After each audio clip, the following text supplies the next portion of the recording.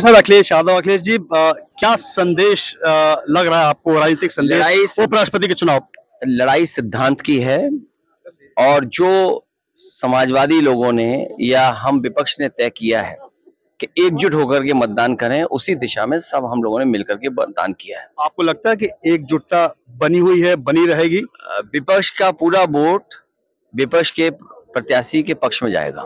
लेकिन जीत की उम्मीद तो एनडीए ही कर रही है, क्योंकि नंबर उनके पास है। तो इससे क्या संदेश जा रहा है? सवाल जीत हार का नहीं है, सवाल ये आप किसके साथ खड़े हैं।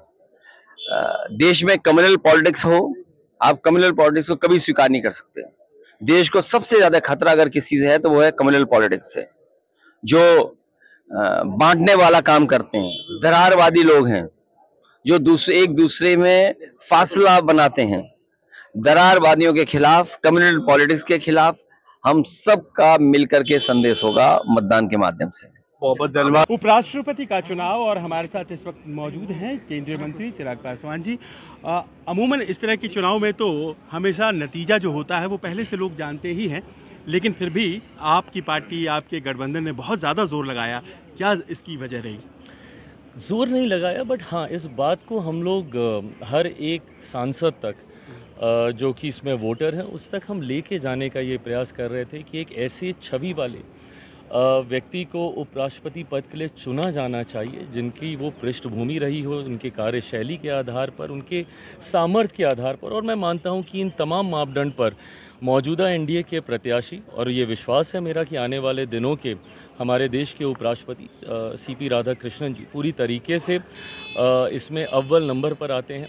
और इसीलिए हम लोगों ने चाहा कि जितने और साथियों का, एनडीए तो पूरी मजबूती से एकजुटता के साथ एनडीए प्रत्याशी सीपी राधाकृष्णन जी के साथ खड़ा ही है, बट ऐसे में हम लोग का प्रयास है कि और भी ऐसे कई साथी जिनकी जानकारी हम लोग के संज्ञान में आती है, जो संभवतः अपने अंतरात्मा की आवाज़ को आधार बनाते हुए इनके पक्ष में आ सकते हैं, तो उनको रीच आउट करने का प्रयास था। यानी कि इस चुनाव में चूंकि विप नहीं होता है तो आप उम्मीद कर रहे हैं बहुत सा क्रॉस वोटिंग होगा?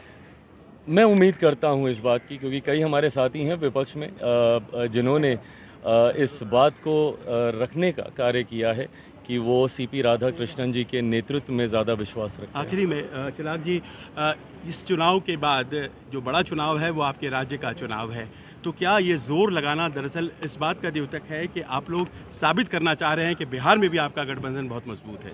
बिल्कुल, पूरी तरीके से बिहार में गठबंधन बहुत मजबूत है, और जितना विश्वास मेरा मौजूदा एनडीए के प्रत्याशी का उपराष्ट्रपति बनने को लेकर है, उतना ही विश्वास मेरा एक बार पुनः बिहार में एनडीए की मजबूत एंड ऑल टाइम हाई सीटों के साथ इस बार एनडीए की सरकार बिहार में बनेगी। हमारे साथ हैं मिलिंद देवरा जी, शिवसेना के सांसद, और आपने वोट डाल दिया है। अमूमन देखा जाता है वाइस प्रेसिडेंट के चुनाव में तो सत्ता पक्ष जीतता ही है, फिर भी आप लोगों की तैयारी देख करके लग ये रहा है जैसे कि आप लोग ज़्यादा से ज़्यादा बड़ा लीड चाहते हैं। देखिए, सबसे पहले मैं कहना चाहूँगा कि हमारे जो उम्मीदवार हैं सीपी राधाकृष्ण जी, एक महाराष्ट्र के सांसद होने के नाते हमें बहुत गर्व होती है कि वे महाराष्ट्र के विद्यमान राज्यपाल भी है।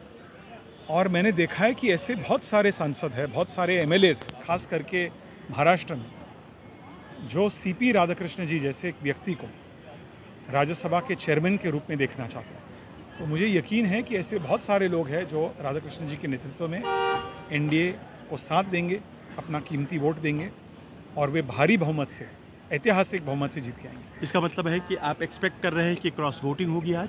आप उसे क्रॉस वोटिंग कह सकते हैं। देखिए, इसमें वाइस प्रेसिडेंट ऑफ इंडिया के इलेक्शन में कोई पार्टी विप जारी नहीं करती, होता नहीं है, तो हर सांसद, हर आमदार, हर विधायक अपने खुद के मन की आवाज़ सुनकर वे वोट दे सकते हैं। ऐसे बहुत से लोग हैं जो अपने मन की आवाज़ सुनकर एक अच्छे उम्मीदवार को, योग्य उम्मीदवार को, कैपेबल उम्मीदवार को, जो उस कुर्सी की जो क्रेडिबिलिटी है, उस क्रेडिबिलिटी को बढ़ाएंगे, ऐसे व्यक्ति को अवश्य वोट देंगे। आखिर में ये एक घटनाक्रम था 21 जुलाई का, और जिस दिन धनखड़ साहब का इस्तीफा हुआ था, आपको लगता है कि आज जब ये चुनाव होता है तो उस प्रकरण पर पटाक्षेप हो जाएगा?